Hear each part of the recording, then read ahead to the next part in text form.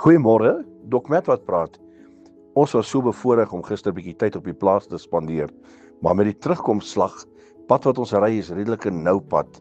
En toe ons onsself kry en ons kom in 'n draai ingery, is daar 'n vragmotor wat van voor af kom met 'n sleepwa. En halfte van hierdie vragmotor is in ons baan. En al wat ek kan maak is, ek kan uitswaai op die grondpad. Gelukkig kon ons weer die voertuig net daarna terugkry op die teerpad. Here beskerm ons, hy bewaar ons, hy hou sy groot hand oor ons. Ja, dit was 'n ondervinding wat ons geskok het.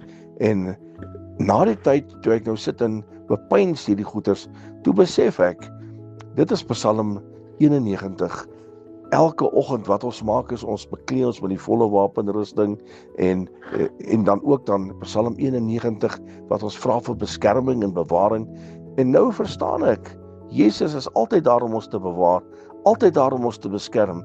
So ek wil u bemoedig, elke oggend van jou lewe, beklee jou met Efesiërs 6, die wapenrusting, en bid maar Psalm 91 oor jou, dat Here Jesus jou sal beskerm en veilig hou.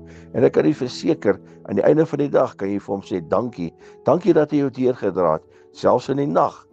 Vra vir hom jou te beskerm, jou en jou gesin, en môreoggend as jy wakker word, dan sê jy, dankie Jesus, want dan het hy jou deurgedra, dan het hy jou veilig gehou. Dis die God wat ek ken, die een wat altyd daar is om ons te beskerm en te bewaar. Herlewingsgroete.